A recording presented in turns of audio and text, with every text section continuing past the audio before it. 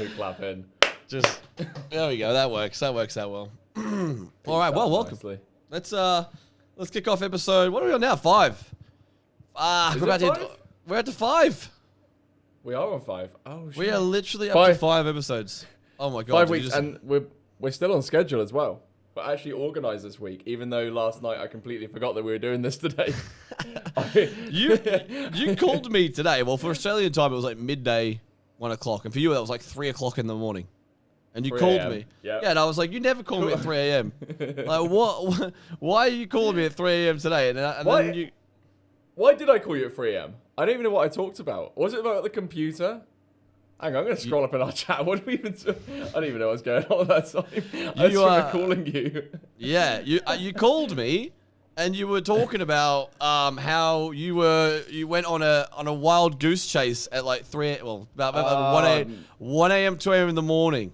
Do you want to talk about that? Yeah, I'm gonna say it in the most brief way to make it sound scatty as hell, and then I'm gonna break it down. So, at midnight last night, I went hunting for these 7 guys who were camping in the woodlands, about an hour's drive away from me. Now, this is a big thing that's been happening with this certain group. So a lot of people that know me will know I love parkour, I love free running and shit. Like, that's my stuff. That's what did my knee, but I love doing it. You know, it's super fun. And I follow these guys called Stora, who are like the best in the game at it. Now, this week, because it's their 10-year anniversary, they basically set up this task where they're going to give away £10,000 to anyone who can find them. Yeah.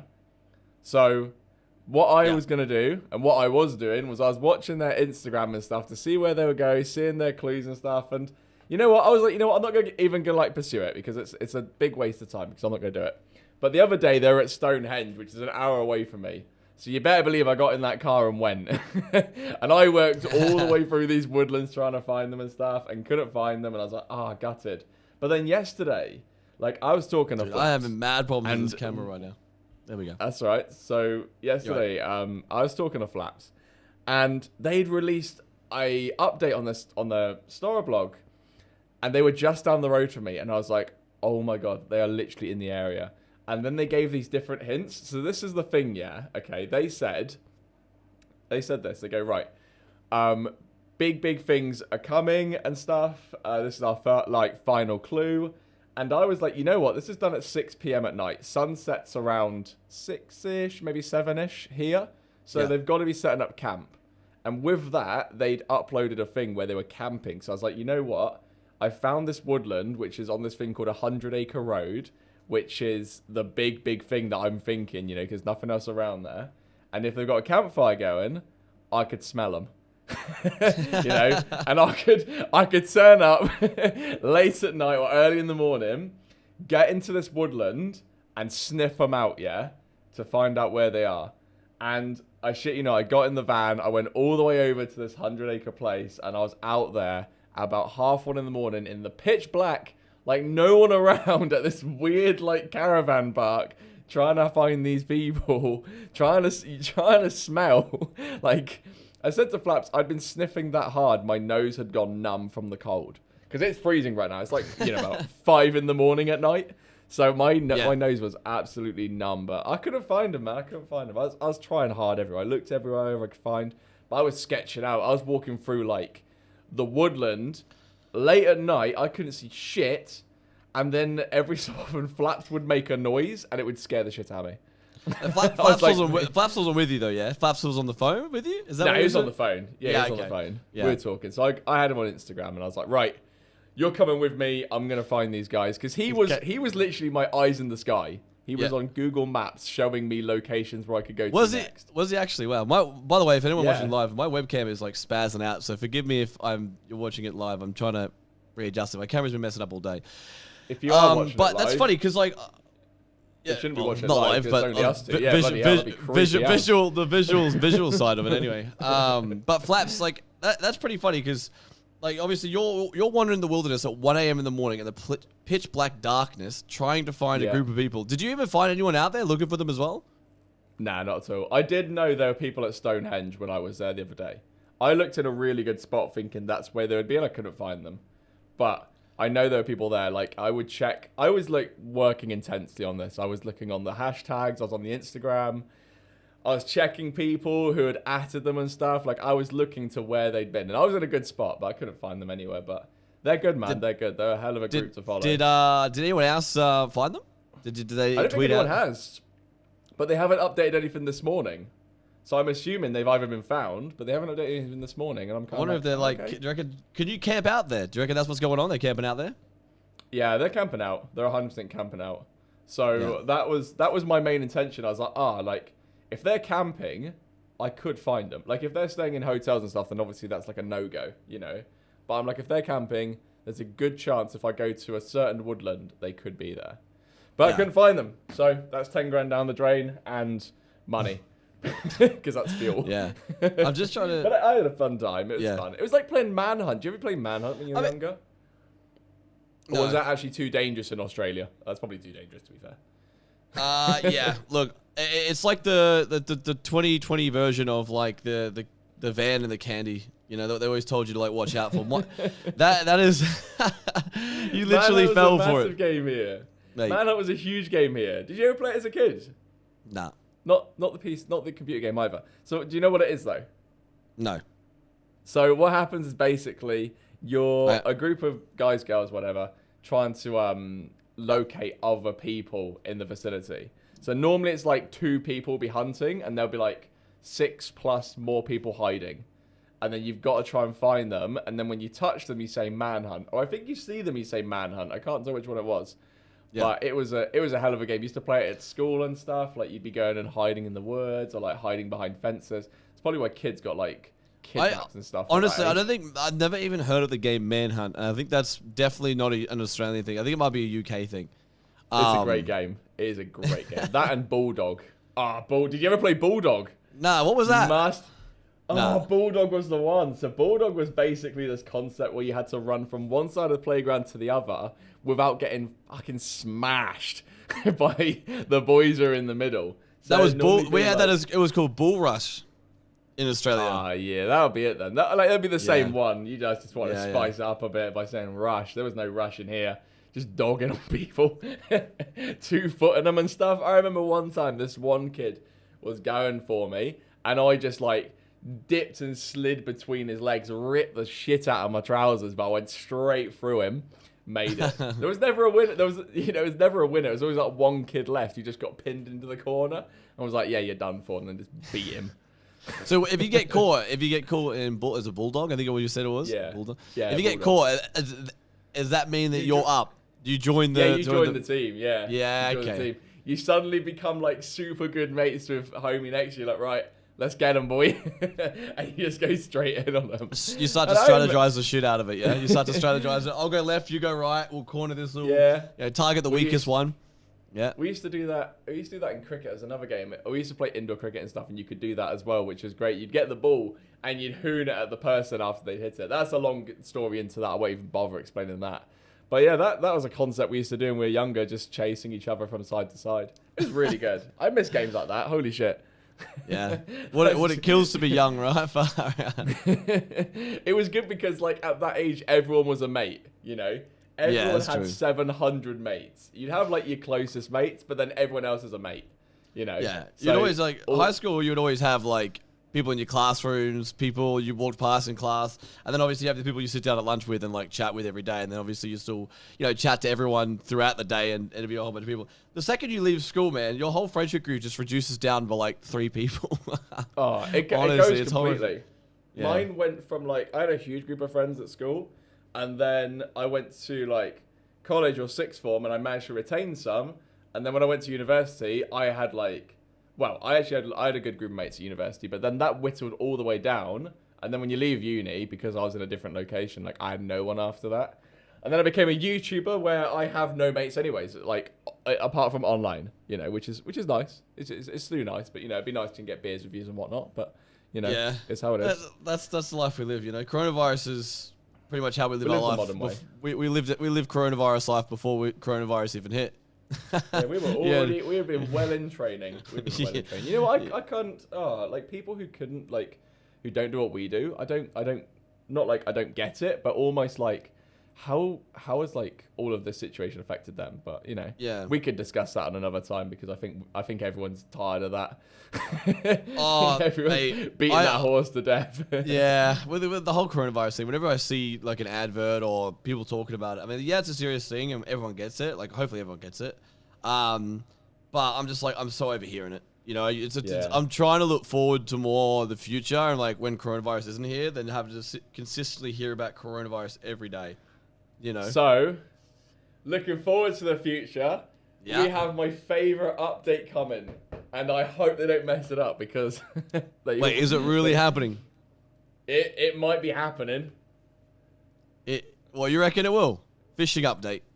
You really think it's coming? No, not that. Oh, okay, sorry. They never get fishing update ain't gonna save the game right now. Okay, sorry. It's gonna be Halloween. It's gonna be Halloween. Yeah, and okay. I'm hoping they don't just reskin the same Halloween event they did for Christmas and Easter, but you never know. But I always love what the devs do for that. I always think it's really good fun. I would like a hide and seek kind of idea to happen. That would be quite good, Like, that'd be super fun. I love the little things like that, though. I think, like, because the game is so sandboxy, like, having those little events of, like, how would they even run a hide-and-seek event, actually? What do you reckon? Do you know what? Yeah, I don't know. But I think a treasure hunting game would be really cool. Yes. Oh, that's so needed. Yeah, so, like, you go get an Easter egg, and it gives you, like, a location on the map. So it's like a generated treasure map for the map itself. And you go there. And when the update starts, it spawns in like hidden stashes in the map, and then you go around trying to find these hidden stashes, like located next to rocks and stuff. Like they just spawn in a bunch of them on the map, and then like within it, instead of just cracking open eggs all the time, you go try and find these hidden stashes, and only you can find it. Like someone kills you, they can find it, and then like in each one that you find, it gets bigger and bigger. Like the prize could get bigger and bigger, So like obviously there's gonna be like one big one at the end of the treasure hunt. But whoever finds all the pieces first will find it. I think that'd be really cool. I've always petitioned for this because I think it'd be such a good aspect. Because obviously, like from RuneScape, when I've played that and stuff, you used to get like treasure trails and stuff. That was kind of where I was coming from. Yeah. Yeah, that was fun though. I used to love doing that. I used to like go to like this section in the wilderness before like it was super dangerous. Well, after it became like nullified and stuff, and just like farm green dragons and get like I think medium or hard clues and then go do them. But like I always think in the game for Rust, like that would be so good. Like a 1 in, I'd say like a 1 in 200 or 1 in 500 chance of getting it from like a normal barrel, where it would drop a map and you go, hey, go find it. So it's not something you would like. You'd probably see it once or twice a wipe, if you're really going for it. Because then it will like, or maybe even less than that, because I want people to be able to go, oh, you know what? This will be really good to do. And it should give you some stuff, but it should be hidden in the stashes. Like, that'd be such a great idea. I'd love that, Yeah. But that's something I think maybe they'll look into. I think they haven't mentioned that before. I wouldn't put it for Halloween, but I think for the Easter update, I think that'd be a really good one. What, the stash one? Yeah, I think that'd be really cool for the Easter egg one. Like, because technically it's like a hidden Easter egg. You're going to try and find it. I think that'd be really cool. I think the Easter egg hunt, if you're playing like vanilla servers, I feel like, it's a fun thing to do. But if you're playing serious, it's probably one of the most annoying things ever to have like an Easter egg event at like the worst possible time. Anyone who's played Rust, anyone who's ever played Rust, like when the Easter egg event hits at like the worst fucking time, like when your anxiety's at all-time high. And then it starts playing jaunty music, and you're like, bro, I don't need this right now. And then you hit the eggs being picked around you, and your anxiety's just skyrocketing. You know what I just thought to send, though? A really good idea for a Halloween update is the coyote in Rust, change that to a giant spider. What coyote in Rust? You mean the wolf? Yeah, I don't even know what it is. I'm gonna say coyote because it sounds better than what it is. It's just Play-Doh wolf or burnt wolf to me. I like the new what Rust has released as like the new animal updates. I think that's gonna be really cool to bring in, and it'll be a whole new look to Rust. I think when you bring in the new animal update. But imagine the big spider. Do you reckon they're gonna bring in a massive spider? I reckon they should bring in spiders, bro. I reckon they should in the caves. How fucking sick would that be? I think there is little ones in there. Yeah, there's little ones, but I mean like actual ones that like spawn. You gotta fight. Like, it could possibly spawn and shit, and you can fight it. Like, that'd be like sick. Gears of War 1. Like, what was the thing in Gears of War? That massive thing that everyone remembers from the first advert. What was that? It's like the Grounded, you know, the new survival game Grounded with like the spiders. You go inside the holes and stuff. That'd be it. Yeah. You get a massive... Turn Bradley into a giant, like, Hercules beetle for the day. Like, something just outrageous. They need to update, like, actual things in the game for Halloween. I think that'd be really cool. Like, change outposts. That would be cool. I think, like, Halloween style. Like, it's all well and good to bring in an event, but I think they should, like, physically change the map. Like, that'd be sick. Like, you reckon bats? Like, bats? Yeah. Oh, imagine this. Imagine you... Okay, this would be a really cool idea. Okay? Like, I know this probably isn't anything short term, but holy shit, if the devs are listening, listen to this. What if there was a way you could place down an alert trap or an alert system? So, like, if someone is outside your base, a bat would, like, fly away. Or, like, you've placed down like a little... pigeons or something, or like an animal in that area. Shut the fuck up. And if someone goes past it, the birds fly. So like then it's kind of like, oh shit, there's someone there. I think that might be something they're intended anyways, just in general, like when they include birds. What you're trying to say is it's like practically like a flying heartbeat sensor. Yeah, exactly that. Yeah, see, it's a heartbeat sensor when it fucking moves, or it starts like making random bat noises and shit. It starts flapping. I think they should. Wait, I think that would be sick. Yeah. Like those rodent traps where they scare things away, you put it down, if something comes past it, it makes a fake bat noise or a fake cat noise or a dog barking. How many of those have you actually bought, though? That's for I'll make them. I think that'd be really cool. I think to physically change objects in the game for the Halloween skin would be sick. I think that, like, they bought in the Cauldron, but that's like, you know, that's a payable thing. But I think, like, they need to, like, really... Yeah, the Cauldron's good. I really like the Cauldron. But I think they need to, like, bring in more physical game changes when a Halloween update comes in. You know? Yeah. Change Rust a bit. You know, make it a bit more spooky. You know, just something different to look at when you're playing vanilla and stuff, you know? Not obviously modern servers will change it up and whatever, but when you're playing vanilla servers, just change it up a bit, you know? Make Outpost or Bandit Camp look different, you know? Change the NPCs or something, like make them look different, you know? How cool would you go to, you know, Bandit Camp and the NPCs look different, or they're wearing like all weird like cosplay for Halloween and shit, like a nurse outfit. It'd just be fun. It'll just be funny. You know, obviously they're still holding weapons and still doing their job. Are you telling me right now you want to see one of those bandit guards in a nurse outfit? The amount of times those bastards stared me down while I lost a lot of money, now I can stare back at them and laugh. You know? I will have my win eventually. The casino suddenly turning into a strip club. Oh god, it's like a you know, over 18s party just on Halloween night. But I think it'd be really funny to just... I don't know. I think Rust need to just update the game rather than just bring in, like, you know, spawning zombies or something into the game that throw fucking bean cans and shit. I mean, there's nothing worse than just, like, trying to sneak up or something and hear that, oh, and then the fucking bean can comes out of fucking nowhere. I like that idea. Could you reckon you could raid someone with that? Like, if you got them to tactically throw a bean can at the door? Surely that would work, because it's still the same thing. Amount of bean cans and the accuracy needed from the zombie, bro, would be... Mate... They'd probably come out and die of old age. The white would be over before the door's even destroyed, I think. It'd just be... Did every bean can actually blow up from them as well? Could you farm them for bean cans? Yeah, they did blow up. It was the worst, too, because, like, if you got, like, a few of them chasing you, they'd throw, like, 2 or 3 bean cans at a time, mate. It was like a fucking landmine. You know, a minefield. You just dodge and or they're coming at you with, like, those pitchfork things. I think it's... I do like the Halloween thing. I think it's cool to, like, come across zombies and stuff. But I still think, like I said, yeah, that physical game changes would be cool as well. Just for like a month, couple weeks. Fuck. Yeah. Just let the role players have some fun. Fucking just see something different, you know? That'll be it. So also this week, if you were here yesterday, G was here slightly yesterday before he got too numb to it. Brand new PC.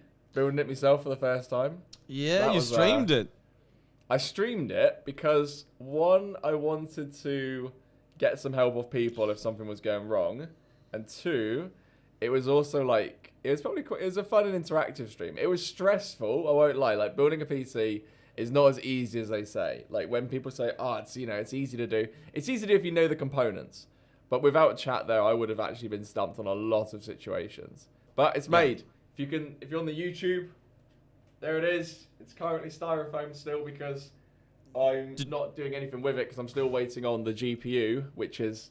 I'll tell you about the GPU actually. So I was 512 in the queue for the new 3080.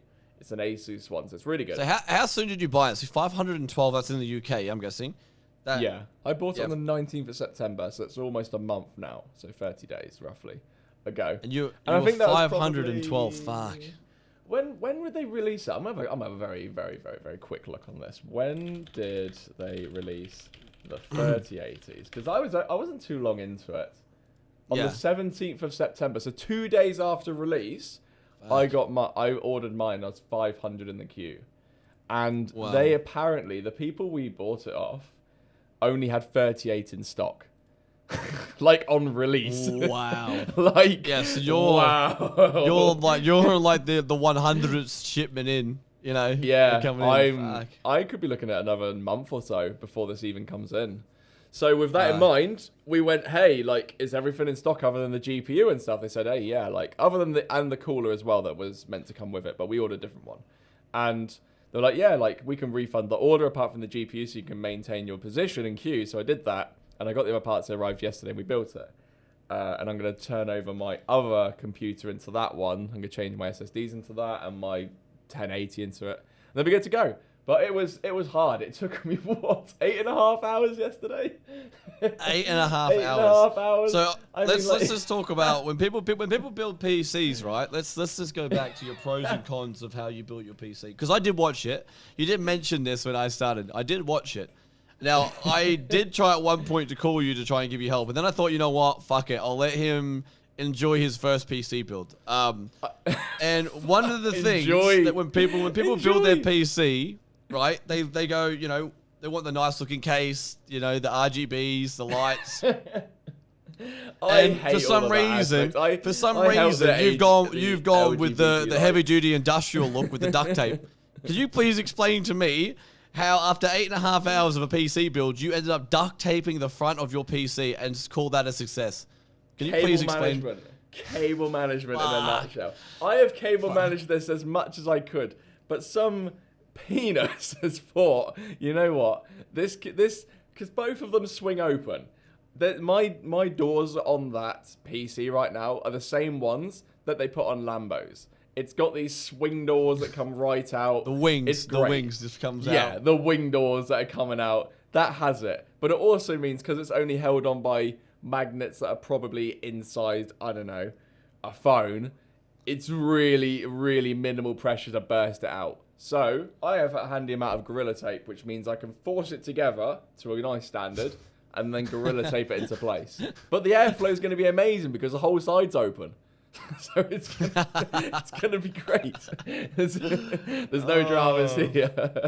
But yeah, we built that. But I'm happy with it because we started it up and it worked and the LGBT lights were flicking around and stuff and, you know, one of the biggest things I have when it comes to building a PC is on your motherboard, you have those fine little cables that connect to like the ports in your your PC case. So what you're actually doing is connecting your motherboard to your case adaptions, like your USB ports, your all that. They're like tiny little cables. Now, I'm not sure if you've even tried your PC yet, but while you look at your face, I don't think you've even done this. I don't even know what you're saying. There's tiny little cables that you connect onto your motherboard that actually connect to like your USB cables. So that way, when you obviously load up your PC, your USB cable actually work. And the bottom right hand side, I think. Yeah. Possibly. So that to me, that's always the hardest thing for me to try and find it because they're very, very fine cables to try and connect. And I always stuff it up. So like I'll plug it in and it'll be something fucking whack and it'll never work. And then lights don't turn on in certain spots or whatever and I just deal with it. But that's how I built my PC anyway. I think I did that and I nailed that. Yeah, it was like 4 parts and people were like, oh, I broke my spine doing this. And I'm that's weird. Yeah, just put it in. So I put them all in. I made sure they went in the right spots. But yeah, it's, you know what, building that was, I would say it was fun, but yeah. I would say the biggest issue was in the chat when I was doing it, everyone had like differing opinions on certain things. Like fans had to be certain ways, things had to be certain ways, things had to go different ways. and it was difficult with that. But I would say, like, all in all, chat was amazing, and apart from this part, not being able to get back in the thing, we're great. You know, whether that's needed for, we'll decide that at the time. I think this is remember the cable management thing. Yeah, I remember coming into the chat, and I think Shaki was in there. Shout out to Shaki, by the way, awesome fucking dude. Thank you for the help. I love Shaki, man. He was giving you mad tips on. Anyone know who Shaki HD is? Another Rust content creator. You should fucking check him out. So shout out to Shaki. Shaki's an absolute unit. He's built like a beast. That man. He's a funny guy. He really is a funny guy. He's been around the Rust scene for a very long time, and just a really down-to-earth guy. But yeah, he was in the chat. He was having some fun teaching you how to do it. And I think he was probably giving the most probably accurate information that you could possibly use. I mean, Twitch chat is the worst fucking PC builders on the planet. But I think with him in the chat, it helped you out a lot. I think you would have been, if you were listening to the chat the whole time, it probably would have taken you about 10 hours rather than 8 just to do your radiator and the fans. It was good. I think you were struggling. You were struggling on the fans and the radio. So if people don't know what happened, basically we had to put the front radiator and fans on, which basically means it sucks in air through the front to cool down the PC, and the other fans on the inside push all the air out. So in doing so, we had to try and fashion these front fans onto the front, but in a different formation because we had a cooler on there. So it meant that I had to like screw in fans a certain way, radiator had to go a certain way, dust panel had to go a certain way, and the thing had to go a certain way. But it just was like, I would do it and I would look at it and then I'd put it all in, which would take about 10 minutes, and I'd go to put it in the PC and I'd go, that's wrong. And I'd have to unscrew it again. I did that one process in an hour and a half to get that sorted because it was hard. I definitely watched you do it like 3 or 4 times, and it was painful to watch. It was very painful to watch. I think at that point I was like, I have to turn the volume off because I was like, if I keep hearing you say you fuck it up, and I was like, I'm just gonna let you do this. But I think pros and cons of building your first PC, like, I think everyone should try it. Yeah, everyone goes for the. Nah, not everyone. There are some people who just aren't built for making PCs. I'm not built for making PCs because I love sport and I love all of that jazz. I think, for my opinion, I think if you're looking to dabble in the content creation scene or something to do with PC related, I think building a PC or learning how to build one or understanding a PC is a very important step on like maintaining what you want to do. You know? Well, you don't think so? Only for it switching over your GPU and your processor. That's it. Just learn those and you're good to go. Yeah. learn your processor. Because I don't want to say to someone, oh, hey, just take out your whole motherboard. They'll be like, what is that? You know, that'd be the worst. You know, if this is the biggest tip I'd give to any content creator. Get a big enough following so someone sends you a PC.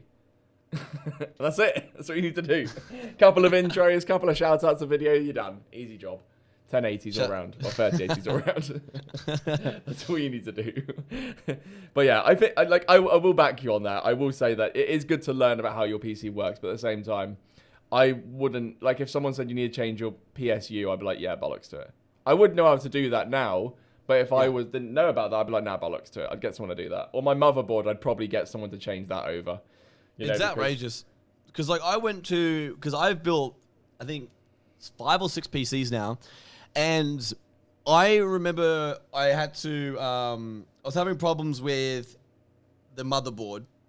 I took it to a PC place, and they were going to charge me $110 Australian dollars just to unscrew the motherboard.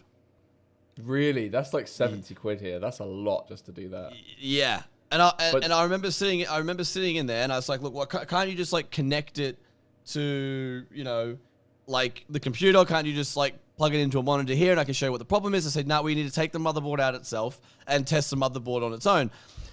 So that's how much it's going to cost. I said, the testing's free, but the process to take the motherboard out, I said, it's going to cost me how much money? I said, you know, that's outrageous. Like the amount of people that probably wouldn't understand PCs or how to unscrew one or anything like that would pay that, you know? But the process took me, I said to them, can you just give me a screwdriver in the shop? And they gave me a screwdriver. And I did it within 5 minutes. And it saved me $110. Like, just simple things like that, I think, you know, people need to understand that you can do it yourself. Yeah, this is the thing, okay? I saw this thing a while ago, which actually makes a lot of sense as well. So someone said to me, like, when you say to someone, hey, like, can you do something like that? And they charge you a large percentage. But what you're essentially paying is, like, you're not saying, like, oh, this is going to cost you, like, 60 quid for me to do when theoretically it's free because they can just do it. You're paying for the time they've spent to learn that, the time, the amount of experience they've got of it, and the security they're going to do it properly, you know? Like, I see that aspect to it. And I fully understand the other aspect of it as well. Because it's kind of like, hey, why am I paying $110 for someone to just unscrew this? But at the same time, when you pay that $110, you're basically saying, hey, I'm rest assured that you're going to take this out properly without damaging any components, and none of my other things is going to get affected. You know, like you kind of pay for that. You know, that's kind of how I would see that. So I see both sides, but I do understand that. If it's something small and you can understand how to do it, like when I did my car and I've done little things on my car, it has saved money and it does help you learn. I always think that's always great. Like education is the best thing, you know? Yeah. It's fun to learn. You know, I wish I knew that at school before I bunked all of it off, but you know, it's fun to learn. Yeah.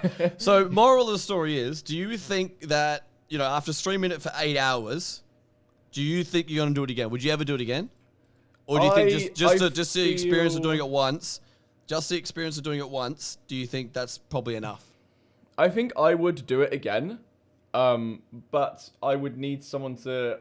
I wouldn't want like to mess around with the components as much as I had to.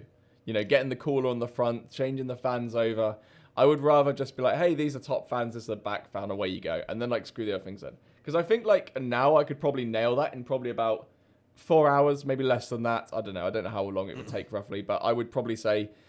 maybe 2 to 3 hours. But if I had to rebuild that exact one from scratch yesterday, knowing exactly how I did it yesterday, I'd probably I'd nail it so much quicker, you know? Yeah. But that was only because I had a lot of anxiety, a lot of fear, you know? The CPU going in, fear moment, not over. It's very delicate. It's super delicate, and you don't want to mess it up, you know? Like, I didn't have my anti-static thing, which is, you know, but at the same time, I kept myself grounded. I kept touching metal and stuff, you know? I tell you what, I've never... done the static thing. One day it's gonna bite me in the ass when I build a PC. It's so humid in Australia as well. That's but I I never use any static thing. I just literally put it on a table, build it, and that's it. But do you have like shoes and socks on though? It really depends on the situation, but yeah, probably. I mean, all you got to do is make sure you touch something every so often. That's it. Like if you're wearing like slippers and like you're not touching anything, and you've got like a non-conductive like surface, and then you touch the thing, then yeah, that's an issue. But you know, with yesterday, I kept my shoes and socks off. I would touch things. You know, I just think that's just out of, you know, it's probably never gonna happen. But if it's gonna happen, it could happen to you. You know. Yeah, that's true. That's true. So you know, well, and it'll cost so much. That means more videos, yeah. We get weekly, daily uploads. Someone thought I was streaming after that. I was like, you're lucky. Get ready for a month of nothing. I'm having a beer. That was... like, you're having a laugh, bro. 8 hours of just sheer sweat coming off your forehead just to make sure that... I had a towel. I was not ready. No, that's good, man. I'm glad you experienced that, man, because I was watching it. It seemed like a lot of fun. Like, always build your first PC is stressful, but I think the end product is always fun. Like, obviously, you got the duct tape on now. It's heavy-duty kind of stuff. It reminds me of a flashback of the PC that you brought back to Australia, but, you know, we won't talk about it. I would happily smash in this window, because this window on this PC is annoying. But it works. It does the job. It's nice. But I'm looking at your background right now, and I noticed that you were talking about buying one of those racing car simulators, and you recently did that. We have. It's that little beast. I've been loving that, man. Okay. So for people who have been like following me for a little bit, will know that I quite like fast cars and having, you know, good fun with it. I've got my TTRS, which is nice and rapid and stuff, but apart from that, I do like driving, and you know, it's really like nice for me, but it can be expensive. So I was watching a few people on YouTube who were playing like Forza 4 and just like driving around in these like little setups here. You got a gear stick there, you got a steering wheel, and you got the pedals, and it's so chilled out. Like you're doing it all properly. You're driving around. So I was like, you know what, I'm gonna buy one, and I found that one for cheap. It's 200 quid. It would retail probably around 400, and I could probably sell that now for about 270. Like there's no loss there at all. Yeah. But it just means that whenever I get some free time, I'll put that in here. I'll just drive around, listen to music, and just have a good time. Like it's so fun. Like changing the actual like car view and stuff. So you're in the front and just driving through traffic like in a Pagani or something, like super quick. I'm just like, this is nutty. But it's so fun, man. It's so fun. There are people who put lots of money into that, but that's a little beast. But the steering wheel gives you like feedback and everything. I didn't even know that. Yeah. Like a tension when you're trying to steer? Yeah, okay, tension when trying to steer. When you're going over gravel, it like the vibrations in there would make it like gravelly in a way, so it's like bumpy and stuff. It's super nice, super nice. I've never tried any simulator type games or like actually fully immerse myself into like even VR. Never played VR. Never. I mean, I'm totally down for it. I've played a VR in like at like a convention, like a convention, like a big open area where you can test out games. It was the only time I've really ever tried VR. Never bought one for myself. Never really like dove deep into a game in VR or like tried to simulate a game. They're not really my things, I don't think. But I mean, I'm open to everything. But when you were talking about buying your car, like buying the steering wheel, wanting to fully immerse yourself into driving around on a Sunday afternoon in your room, it's interesting, man. It really is. It's really fun. It's chilled out.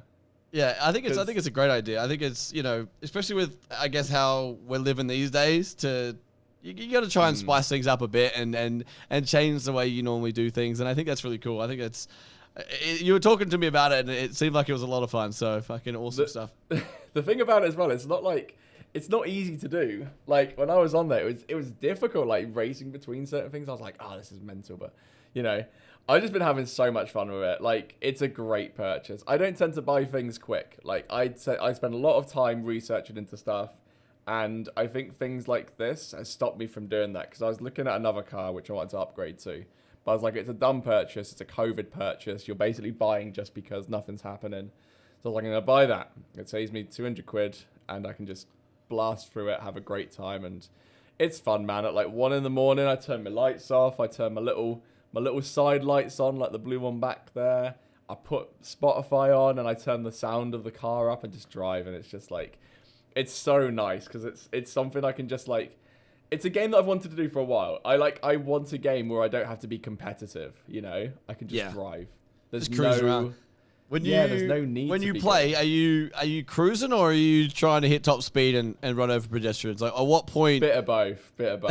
So I have my TTRS outside. I drive a TTRS in the game because I'm like, this is good. But like sometimes I'll be like, right, I'm gonna do the GTA. Everyone's done it in GTA. We go right. I'm gonna stop at every traffic light, even though you don't in the end because it's boring as hell.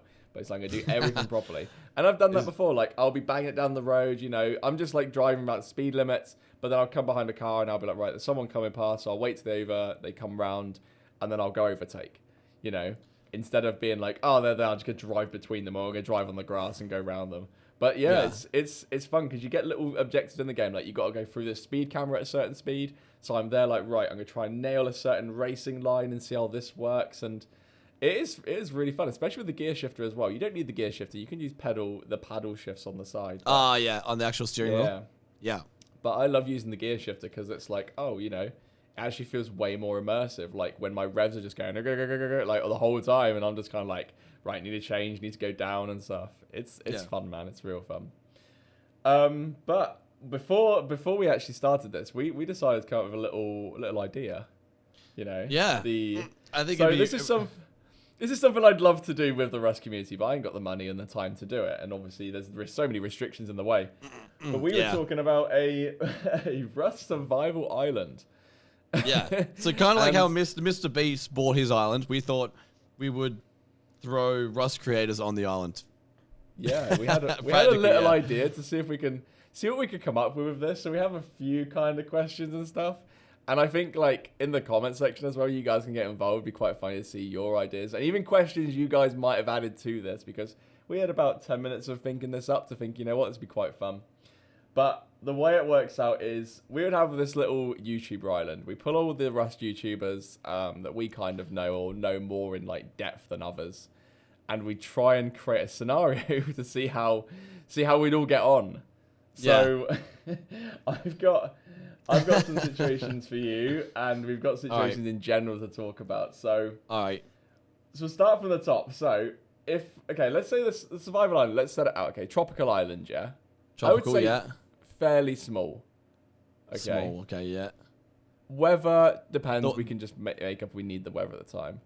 Yeah. But I think a small tropical island would be quite good. You know, okay. to start off on. Not like the Isle of Wight, because the Isle of Wight is a very small island here, and it'd just be pissing it down. There's only a load of sheep over there. So, a load of sheep and inbred people. But this is a small tropical island. No one else inhabits it, just the rest YouTubers for this time. Okay. Like a MrBeast did it. But, okay, so the first question of who on the Rust Survival Island, who's going to be the first one to make a campfire? So who do you reckon is going to be that person? Like, it's funny. We can link it to how they are in a game, and also at the same time how we reckon they would be in real life. Who's going to be the most capable? Yeah, we spoke about this before. We didn't want to give each other... We came up with the questions, or some questions for each other, and we weren't going to give each other our answers until the podcast. So no, you haven't heard anything. But So who would be the first question was, who would be the first person to make a campfire? Who would be the one to start the initiative or just go gather some stuff? Yeah. Interesting question. If we go through the whole YouTube scene... I don't really know. Is capable it's so of hard to... it? Yeah, he's actually capable of actually making a campfire. I know I always go to him, but I'm going to say Jordan for this. And I've got a reason for this. Because Jordan... Yeah, is going to be that guy who will turn up with a flint. He will be, if there's someone packing a weird addition for camping, he'll bring a flint and stone or something, and he'd be the guy that would grind that out. So I think he would be really good for that. It's like that one person who like just never achieved anything in life, and all of a sudden a situation comes about. No. Listen, because Jordan's achieved so much. He has. That's not what I'm getting at, but yeah, all right. You're getting at it.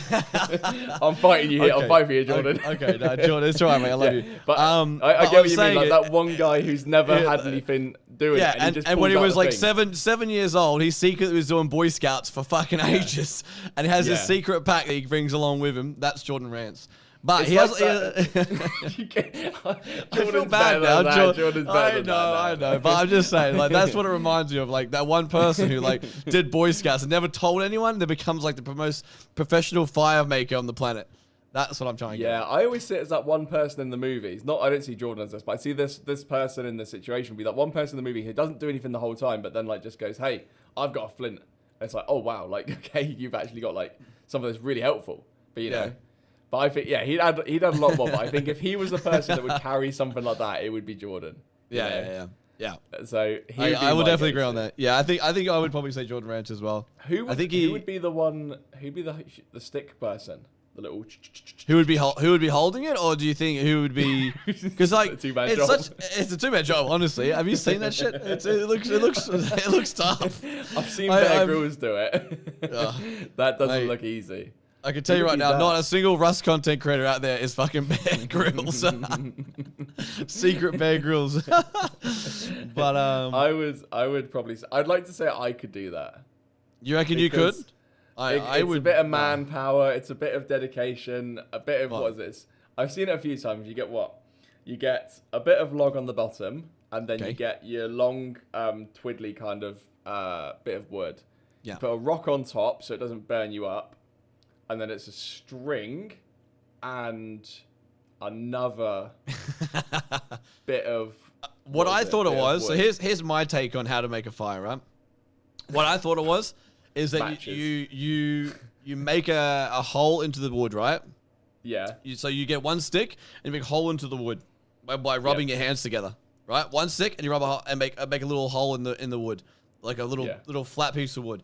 Once you've made a hole, you add like dry grass and stuff into it, and then you start to really warm it up and start blowing it, and it starts to heat up. That was how I would probably suspect how to make a fire, but I'm probably very wrong. I don't know if you had the dry grass. I think you have the kindling, what they call it, isn't it? So they get the dry grass, but I think what they do is with that whole like rope technique, they like swivel it around so it's spinning constantly in the middle, and then I think that's just directly onto the wood, so it starts to create the ember, and then when it's hot, you then put that kindling in, and it starts to smoke up and stuff. Or no, you actually put it into the kindling, you tip it out into the kindling. And then look, we're never making a campfire. We're never making a campfire. We'll make a campfire, but it's going to involve matches. I'm not, matches are there for a reason. Yeah, definitely. Right. Next question, let's see it. Yeah. Who do you think will be the one? Oh, there's quite a few good ones here. Who'd be the one to create the base? So the housing we stay in. The hut. Everyone on Tropical Island will be a hut, yeah? Let's pick 3 people, and one of them has to be a leader. Who's going to be the leader of this? Who would be the leader? Who's probably the best base builder right now? Mr. Flack. H-June. Everyone loves that guy. I was just saying H-June then, because H-June, he would also be leader, because H-June is like, he's got a good mentality. I reckon if there's someone you want to get lost with in a non-erotic way, it's gonna be H-June. I don't know, maybe erotic way, depends. I was gonna say, what's wrong with H-June? This isn't like Love Island. This ain't a UK game show, all right. So I think H-June would be the guy like, hey guys, it's fine. We might have lost all our limbs, but we can still breathe. He'd be that kind of guy. So I reckon he'd be the number 1. Who'd be the 2 best builders with him? I think I would have to say Flack would be good. And he'd be the gatherer as well. He'd love Aldo. I reckon Flack would turn up and just get his kit off just to get immersed. Why is that? Why would he get his kit off to be immersed? He'd strip down and be like, I'm ready, boys. Like, he'd take it so seriously. He'd be free flowing, swinging. He'd put swinging what? So what is he swinging? Gets his kid off and starts swinging. He's swinging it. He's not swinging it at trees, but it's free flowing swinging. I honestly think if I was to say someone would obviously help out H-June, I think it would be honestly. I think it'd be Ray C. I think he's probably the most nicest fucking dude on the planet. He's too humble, but I think Ray C would be pretty good. I think Ray C is a pretty good base builder. Yeah. Yeah, that'd be good to go with.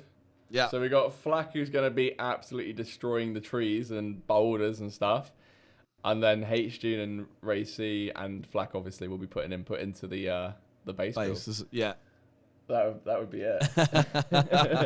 That would be good. That'd be a hell of a team. It would be. It actually probably would be. Did you ever used to make dens when you were younger? I don't know if it really was a big thing in Australia, because everyone's kind of like, hey, like it'd be really nice to go out in Australia, but things will kill you. What do you mean by a den?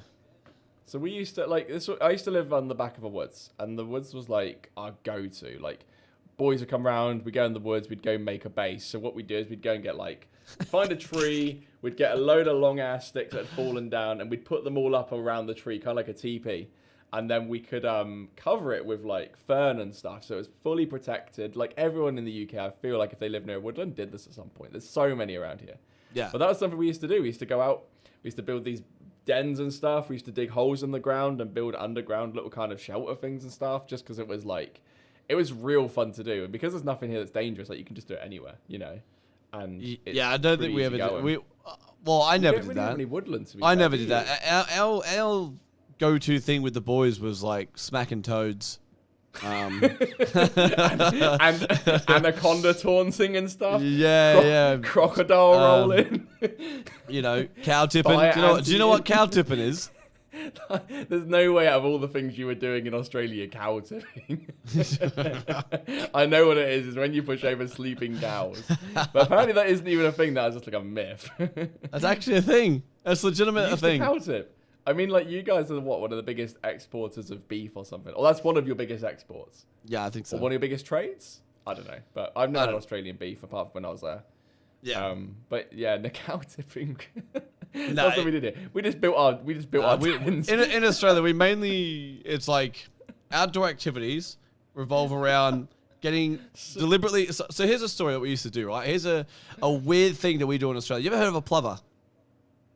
That's a bird, isn't it? Yeah. So a plover is a bird, correct? And a plover is a very aggressive bird.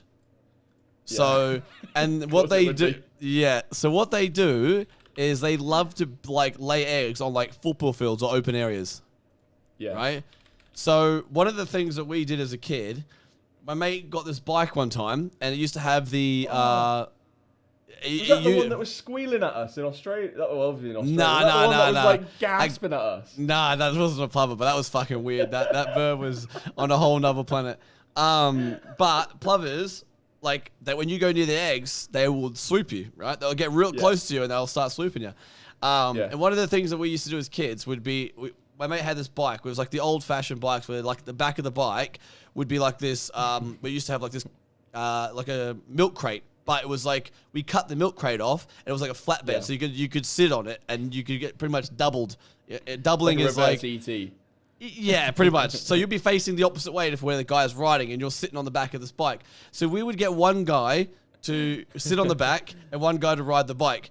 So you would ride up to... It would be on a football field, so it's like a straight path, so you could ride across it, whatever. It's not gonna hit anything, but you'd get close to it to the point where you pissed off the plover and it'll start swooping you, and then you'd turn around and then you'd ride back, and the person on the back has to face the plover as he's flying at you point blank and cop it. Of course you would. It wouldn't be any different, would it? There's us building bases, you're avoiding birds of prey. That was what we used to do. Anyone who knows plovers, we used to always piss them off as kids. That was literally it. Did you never like wear a helmet or anything? Like, nah, that was all the fun. It was more fun. It was more scary if you wear nothing. Literally that. It was, you'd actually touch them. Like, it's to the point where they get so close, you'd have to like palm them off. Like, it was crazy. How would you initiate the game? Would you say to each other, hey, you know, Call of Duty's been fun today, but do you want to go fuck off the plover? It was super weird. You get bored of video games. So obviously, I grew up a lot playing like Game Boy and stuff. I grew up in a street that was like had a lot of kids on the street around my age, and a lot of us played like the Game Boy and stuff. And a lot of us were just like, fuck it, let's just go out and walk around for a bit. And there was a football field down the road, and we used to go down the football field, kick a soccer ball around, whatever, just go for a wander. And there was always, every now and again, depending on what season it was, it would be plovers down there, and we used to always fucking play games where like, I dare you to run from this side of the field to the other, which would be straight across the plovers. And you know, if you make it to the other side, I'll give you $5. You know, it was just like a little game that we used to play, and you'd sit there piercing yourself laughing, like just these plovers. Like it'd be more than one. Sometimes it'd be like 2 or 3. You know, just going at like it's just why not? Just add more. You could go from plover nest to plover nest. Yeah, it was a little route. It was a pretty funny situation. You used to crack up laughing, and like sometimes the worst part was if you fell over. Oh, mate, you thought you were dead. Just copping it. You thought you were fucking dead. I tell you what, when you died, like your life flashed before your eyes. I swear to God, it was just it was a nightmare. You know, like when you try and stop bees from hitting your face, I imagine that like arms aren't the best things to defend in. There's always a hole. You know, when you're trying to defend in boxing, there's always a hole. If you're saying with the plover, I would just be holding my head, just like this thing ain't gonna smack from a beam. So that was our game anyway. Growing up as kids. We used to run from side to side of the road and play Kirby's and stuff, but you know, you're getting attacked by plovers and smacking cane toads. We lived a crazy life. Anyway, back to the island stuff. What other questions do you have? Okay, next question: who's the most likely to get attacked by a plover on the island? That'll be me. I'll be ready for that. Palming off the native animals is me. strapping Jordan Rants to the back of the bike. That's it. Oh shit. Oh. That's right, where's this one to? So the other ones were, where are they? Who's most likely to get injured? Injured? Yeah. Through no fault of probably their own or someone else? Yeah. First person to get injured, I would say it's a hard one to get. First person to get injured is a hard one because it's like who's like what the most clumsiest, who is like the first person to die in Rust all the time. I reckon possibly Max Mears. Who's like the person who falls to their death a lot. I reckon he'd get injured because Max is a funny guy. He's a funny guy, and I reckon he would do something accidentally that would almost get him killed. You know? I think he could do something where he'd be joking around, being a funny guy, and then suddenly he lost an arm. You know, or he's stuck in a snap trap that I've winged up. Like, he's gonna be the one that cops it. If there was a question, who would build the traps? It would be you. Would they I'd be the one, I would love to. I did try and build rabbit traps back in the day to try and catch rabbits, but they never worked, which was quite, in a way, quite nice. I kind of wouldn't have wanted to catch them, but you know, I have been into that kind of idea of, you know, I'd like to not hunt, but I'd like to hunt, you know, like properly use animals that are good for it, like, you know, like deers and rabbits and stuff would be quite good to go and hunt, but I'm not looking for like, hey, let's kill a lion and stuff. Like, that's stupid. Yeah, that's for sure. Yeah, I get what you're saying. Trophy hunting? Trophy hunting's wrong, but I feel like people who hunt for actual food and use all of the resources and stuff. Speaking of hunting, I actually grew up going pig hunting, wild boar hunting. That's big. That is, yeah. That's a big thing. So I went boar hunting for a couple of times, actually, three or four times during my teenage years with my family, with my dad and my brother and stuff. My uncles and stuff. We went out boar hunting. The area we used to go was like an old farm, like in the middle of Australia. It was like but it had like a. Once you go past, like, you got acreage here in Australia. I'm not sure if you guys use that term over there, acreage and whatever. We have acres, but that's probably the same thing. It's like it's the same thing. It's like a large bit of land. Yeah, so once you go past a certain point of acreage, you go to hectares. Hectares is like, so this land was like over like 2,000 hectares of land. Like, that's like massive area, like a massive area. So we used to go there. It was like a farm area, like where, you know, they would farm, you know, raise cows and all that kind of stuff. And what happened was these wild pigs used to drink the water. Now, wild boars can actually have like poisonous saliva and like contaminate the water and stuff for the livestock. So if they drink out of the same crops, it was like really bad, and they would like kill the animals and stuff, and it was really bad. So we actually used to go out there and exterminate the wild boars to help the farm animals and stuff. But we would never like trophy hunt or anything like that. We went out there mainly for fun to kill pests. In a way, it was mainly pests. But yeah, hunting is a huge sport that I love personally. I love gun hunting and stuff. I've never been to a shooting range, but I love boar hunting and stuff. I think it's a lot of fun. I think it's good for pest control, because I looked a lot into that stuff, because when I was a while ago, I looked on YouTube, and there was a certain section of YouTube about people who hunt boars, and I was like, oh, okay, let's have a look at this, because this is like super interesting in a way. And there's a lot of pros to hunting boars. Like, people are kind of like, because when people see the videos, they're like, oh my god, what are you doing? And it's kind of like, hey, educate yourself on this. So basically, like, the video I saw was this like Apache helicopter spraying down loads and loads of boars, flying over fields, killing all these boars. And people are kind of like, this is the most American thing I've ever seen. And I'm kind of like, hey, this is an African thing. I'm pretty sure it's African. You can get it in other countries, obviously, as well. But the reason is because these boars produce so many of them. They're always giving it. They breed, they breed so fast, like rabbits. You know, like rabbits. People say like, you know, they hump like rabbits, but like they breed so fast, and they're disgusting creatures. They really are disgusting creatures. But they go to livestock, and I spoke to this guy when I was in Greece. He was from New Zealand, and he talked about the big boar hunting and stuff over there. And what they would do is they kill them, because these boars would turn up late at night, or when these cows are close to birth, and they would pull the unborn cow out of the cow and eat it and kill it. Oh. And they used to kill a lot of livestock. So the reason they kill these like boars off is because it's worth a lot of money to them. Because if they kill something like a cow, especially somewhere like Australia or something, or like over in New Zealand where like meat and lamb is from New Zealand, so like lamb over there is one of their biggest exports.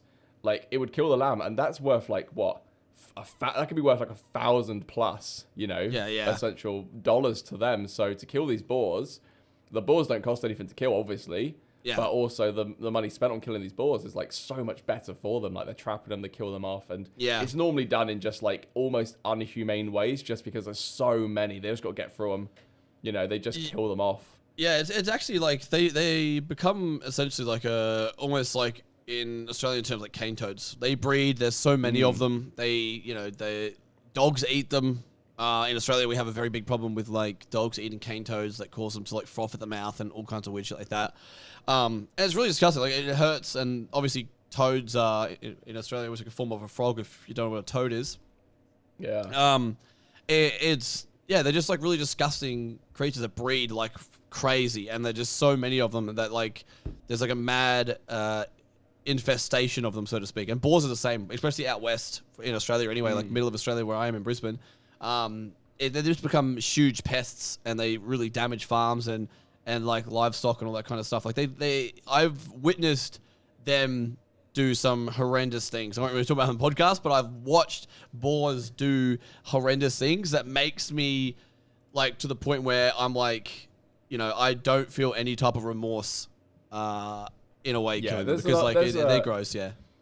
I mean, like, it's not their fault, you know, but at the same time, like, everyone's got to try and produce to their, you know, everyone's out here, like, they don't have to live off, like, they can survive without money. You know, we essentially can't survive without money. We have to protect our assets and stuff. Yeah. You know, because we need to get food, need to get that stuff. Yeah, so killing them it's the only way those businesses can survive and stuff.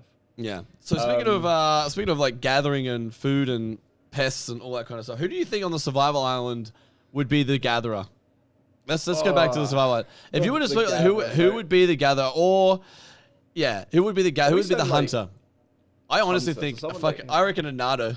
He is like the primitive god. You'd have to give a Nardo a lot of stuff so he could just go out there for ages. Like, hey, Nardo, here's a load of tools. Wing him at some things to see what you can get. I don't even think tools or a Nardo is essential. All he needs is 300 wood.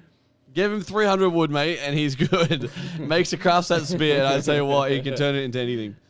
He's just launching rocks at things. Like, I've watched him kill guys. I've watched him kill gear guys in Rust with spears.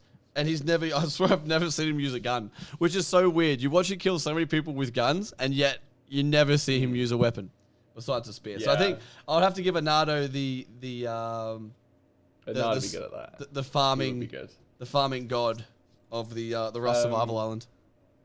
Right, so I've got a situation for you then, okay? So this is my personal question to you. Okay, we go. Because I was like, I don't want you to answer, okay? So we're on this tropical island, Jay, and it's lovely. It's a lovely little place to be, you know, birds and shit, and you know, nice sun and stuff.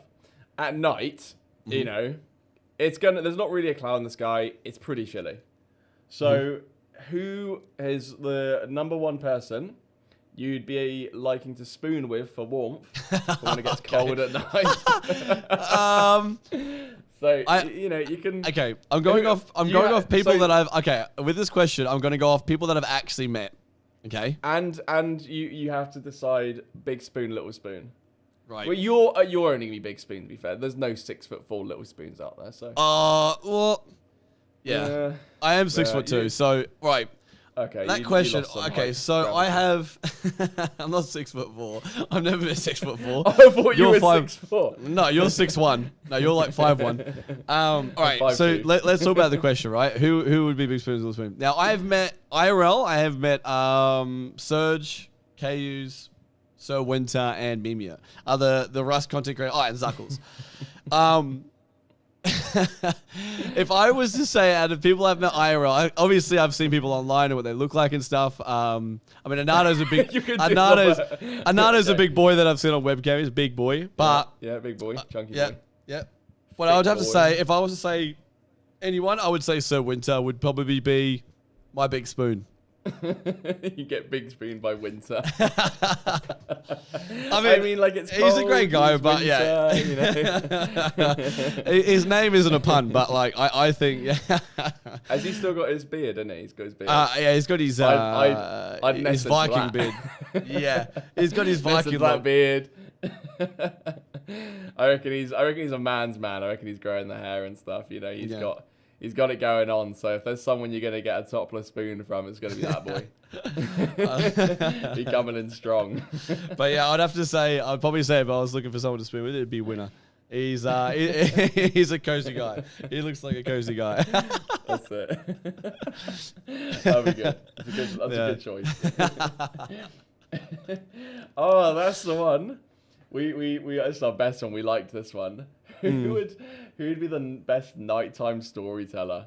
The campfire. Now this isn't the campfire sit down. We've got Jordan strumming the guitar. He'll be playing that, you know. Yeah. He'll be busting that out. Who's gonna be doing the stories? I would have to say probably Wellen. I think it'd be too obvious for Wellen because Wellen's the big one for it. But I think his voice would be good. He does put a good narration into that. I think his rhythmic story. It's probably not even a way to describe it. It's like a rhythmic storytelling in a way that it like rhymes at the same time. I think it'd be really cool to listen to.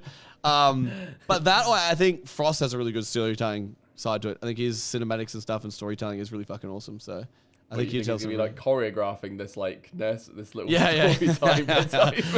He'll be like, okay, we're going to talk about the intro. Jordan, can you just walk in from a distance, mate, and look super confused and stuff? At the same time? He would be the greatest like what do they call it? The almost like a commentator in a way of a scene. Like they recreate things and make people do stuff. I can't remember what it's called. Like a director. Yeah. Choreographer. Yeah, choreographer. He'd be a really good version of that. But yeah. if you want to say storytelling off the top of your head, who do you reckon? I'm going to ask you the question. Who do you reckon? I'm going Banana Duck. Banana Duck, Because I think Banana Duck would probably nail that pretty good. You know? I in a way would also like to pick someone who wouldn't be very good at storytelling, just purely for the banter of them like messing up all the time and just getting roasted. I'd be well in for that. Actually, maybe Lady Jennifer. Okay, it doesn't link to Lady Jennifer, but I think Lady Jennifer, she's got a good voice. A good voice that would be nice to listen to. You know? For what? Storytelling or singing? Sit next to me. Huh? Storytelling or singing? Singing. I've never heard her sing. Maybe I'll see if I can donate some money for that next time she streams. But I think singing, I'll have to go for Rance because he gives it lungs. He gives it lungs wherever. I've heard that. I've heard he gives it lungs. I've heard that Jordan Rance loves a good song. He's got a good voice. He's got a good voice. Yeah. I give him that. I think number one storyteller. For me, I would fall asleep to listen to Lady Jennifer talking, not because she's boring, but she's got a nice voice. If I wanted there to be pure entertainment and just to like ridicule, it'd be Banana Duck. I would love to see what he comes up with. By the way, those who are listening, we do love all these content creators. By the way, we have there's we're no not intentional roasting. There's no intentional roasting. Yeah, you know? we're just having a laugh. Support everyone. Yeah, I think Rust as a whole, I think we're all gonna look out for each other, and I think the more that we all succeed, the better. I think that's probably the greatest thing. So, this is it. What two people would you like to see? So, okay, entertainment gets boring after a while. We've done enough coconut shies. We've seen Flack flex too much. We've seen all of that. So we've seen every angle on him. He's done a deep squat once, and I was on the receiving end at one point, so I was like, oh god. So the entertainment's come down to a lull. Who's the top two people you want to see have a fight? Who's our UFC fighters? Ooh, or a really bad drunk. A really bad drunk on the eye would be hilarious. Who's the person that's a really bad drunk? I wouldn't say really bad drunk, but I think the person who would be the funniest drunk is Mimeo. I've actually seen Mimeo drunk, and I shit you not, bro, is fucking hilarious. I think he'd be good. Yeah, he's a great guy. I love Mimeo to bits. I've partied with Mimeo and all that kind of stuff IRL, but I think he's a great fucking dude. Love Mimeo, but I think people to punch on, actually fight. It sounds so physical because it's like you got to create beef between two people. But I think what would be really funny to watch would be like Stevie and Blueprint, because I feel like those two online seem like the best couple, but like IRL on a beach they hate each other. There'd be a good handshake going on afterwards, I feel. I think Blueprint and Stevie are like really close online, but I feel like there would be like some type of rivalry IRL. They've obviously wanted to punch on for a while. I was thinking, I'd like to see a proper fight. I'd like to see Coconut B, because I reckon Coconut B's got that like. I've seen his Twitter. He's good. He's good. Bro, yeah. Yeah, he's quick and he's good, and I he's got good at it. But I'd like to see him go against a half-cut Surge, bro. Yeah. Half-cut Surge automatically gets a 20+ on the chin. Surge is defense. Surge, I've also met Surge. Surge is tall. He's a tall guy. He's the same height as me. He's about 6'2", 6'1". Skinnier guy. But yeah, I wouldn't want to come across. I would definitely not want to get on the bad side of Surge. I think Surge would be the type of guy that would smack you across the face with a skateboard. Because obviously Surge is a skateboarder. But I think, Surge would definitely be the one you piss him off. He'd definitely slap you across the face with a skateboard. So, Surge and Coconut B in a fight. That would be interesting. That would be proper entertainment. It'd be a good fight. That would be my go-to. I'd see that. The last one I had to come with was so there's a situation. Yeah. So at this point, we're thinking, hey, we need some defenses and stuff because, I don't know, maybe like the world's taking a turn for the worse. COVID has actually like zombified people and made them like nutty and stuff. So everyone's kind of like been affected, but we haven't. So we need to build a boat, okay? This boat is so we can gather turtles. We need their shields. Need their shells for shields, and also for bowls. Okay, so there's a reason for killing these turtles. So for doing that. So a gatherer to build this boat that you haven't chosen already. Who's that gonna be? A gatherer for a boat that we haven't chosen already. You know what I'm going for? Okay, hang on. I'm going. Let me think about this. Let me Komomo. I'm going for admin Komomo. I think that guy is just gonna be like, right. Fuck it, I'm getting as much as I can, and we're getting as much with this boat. And I reckon he'll be coming in the massive unit, just hugging that shit together, lumping it down, head down, goes and gets it. I reckon he's that man. Yeah, yeah, the bald head be sunburned as fuck for sure, but getting us up by the plovers. I think we'd lose him to the plovers. I think, I definitely think Komomo would be. I think he'd be the hard bastard to go out and get all the resources for that boat. I think he would be head down. I know Komomo IRL. We're really good friends. We've done a lot of I used to edit his videos and stuff for him, and we're really close friends. So I think I know great guy, but I think. Yeah, definitely. I think when it comes down to the crunch, I think he'd definitely be the fucking boat builder, and I think he'd always be like a father figure too.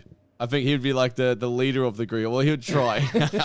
But I feel like he's the funny father. I would say he's uncle figure, where he would be like, he'd get super shitty quickly about something, but that would be making it like even more hilarious, Because I'd be that. I feel like I would lose my shit super quick, and I'd be like, right, okay, I've made this boat, I'm gonna kick the fuck out of it now. But I think he'd be good for that. So there's 2 more roles to fill. You've got the sailor who drives the boat. I was going to say Wellen for this one because he plays Sea of Thieves, and I think he has some knack for it. He would be the type of guy that plays Sea of Thieves music and then talks like the rhythmic, as they're driving away to like you ever see like an end scene of a video game where like they're sailing away from whatever the fuck that island was previously. Like it could be something horrific. Like an end scene of a zombie movie or something where they finally got saved and they're driving away on a train or whatever it is to get away from the zombies. And then you just hear Welland's voice as like the end credits. Kind of like it's like the modern day Russ of like Freeman. Yeah, he's the Morgan Freeman. Morgan Freeman of the Rust world. That's Welland. Just the end credits. Welland's just that definitely. I think Welland would be the end credit guy when everything gets saved. It's just his voiceover. I reckon Welland could narrate his own fights. He'd probably be doing that while it's happening. And the last one, who do you think is going to be the turtle gatherer? So the one who's got to launch himself off the boat into the sea, onto the turtle, and then they're going to grab it. We've already said banana duck, so we can't use I would say banana duck. I'd chuck him in there and I'd get Welland to steer out the way. Yeah. The guy with a jump in... grab the turtle. Did you ever see that video of that guy who jumped out of the helicopter and grabbed that swordfish? Tuna? Or the swordfish? Swordfish, 100% swordfish. Nah. I see the one where the guy grabs a tuna. And that was like, I'm not sure if it's photoshopped or what, but I'll tell you why. It's fucking fascinating nonetheless. It's fucking crazy. Tuna is great. We've gone tuna. But I'm going to take tuna. Tuna. I seen a guy jump out and grab it, and I was like, "This is nothing." That was years and years ago. That was like about 12 years ago, maybe. Turtle grabber. Who's the turtle grabber? The person who just jumps straight in.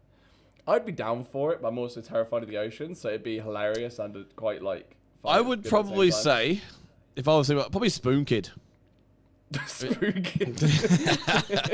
Mate, I've seen him build a base and live in the water. I think he'd be used to catching turtles. What would the title of the video be? I'm trying to think of his titles again because I know they're very specific. I spent 17 hours on a boat trying to jump and catch this one. I lived on a 1-grid ocean and I lived off turtles or something like that. That's it. I lived off turtles this whole time. Yeah, I lived off turtles. And, the perfect one, Zuckles. He'll double backy into that. Bro, he'd be the worst drunk. He's ready to go on that turtle. Worst and the best drunk. That's what I think. He'd be the worst and the best one. And you know what, actually? A person who'd be really good at boat building, because I reckon he knows the terms. He's saying he's a very intellectual man, would be Swagger Souls. I would say he would be the guy. He's a very intelligent guy. He's a very intelligent guy. Very intelligent. He uses words like articulate, and I think that's a word that like man he's gonna use. You know, I was in his stream earlier today, and he was talking about the safety tomatoes and stuff, and I was like, oh mate, like listening on this. But then I was like, oh, like, you know, what would you go for, beef tomatoes or vine tomatoes? And he said like Roma, and I was like, Roma. What is Roma? Like, he outsmarted your own question. That's like I was thinking, oh hey, funny this would be, and he's just coming with Roma, and I'm like, I don't know what that is. I've never heard of this in my life. I had to Google it. Isn't it? I think it's like I'm not sure if it's an Australian thing, but I know that we have them in Australia, the Roma tomatoes. I think they're small ones, like almost like I think Roma tomatoes are a small version of an actual tomato. They look like a grape. Yeah, so like cherry tomatoes. They're very kind of overly. Yeah. Yeah, like cherry tomatoes. Yeah, those. Yeah, like I was like, wow, like I've never seen. I don't know what that tomato is. But yeah, that was good. That was fun. I think like I'm gonna try and set up another thing like that for the next week. That'll be good. We can. I think there's a little questionnaire thing. I think everyone in the chat would be. Let us know down below what you think. You know, all the questions we had. So do you want to ramble through the questions to see if people in the comment section can choose their content creator? We'll get Oblivion to. So these are all the ones we had. They answer the ones we observed, obviously. So we got the first one to make a campfire, someone who'd take leadership, who'd be the hunter and food gatherer. We had who'd be the most annoying, but I think that'd be too mean. But you guys can do that because you guys love being mean in the comment section. Yeah, YouTube chat. Let's go. Who'd be the one to create the base? Who'd be the one to get injured? Who'd be the most likely to try and leave? Yeah, that one. Who'd be the best nighttime storyteller? First to die. first to get lost. And who'd be the father and who'd be the laziest? Like father figure and who'd be the laziest. Yeah. So those are the ones we went to, but I reckon we never spoke about the laziest, but I reckon if it came to gathering, I think Posty would be the laziest. I mean, I love Posty. Yeah, I love Posty, but I think he's like the chat of all of them. That he'd wait for an AK to be made, and then he'd take over from there. Like that's him. He's the end guy. He's the end guy. Yeah, he's not the guy who doesn't get his hands dirty, but he gets dirty at the end, you know? Yeah, exactly. He's that kind of guy. He's like, look, just give me it, I'll do it. Or if you're like, hey, I can't cut down something, he's like, ugh. And he'll come and do it, you know? He's that guy. He's going to put if you need something done, he's the man. You know? He'll give you that monitor stare when he gets full serious, that monitor stare that he does when he like leans forward and like aims down. I'd love to know what he has to put on his eyes after like an 8-hour session to allow him to blink again. You know, I don't think he blinks. Oh god, we're getting close to 1 hour and 20 minutes anyway, so we're going to wrap up the episode 5 of the podcast. If you guys enjoyed the podcast, make sure to comment down below what you guys the questions or the answers to the questions that we've given you. Let us know who you think on the Rust Survival Island that you think would be best fit for those questions.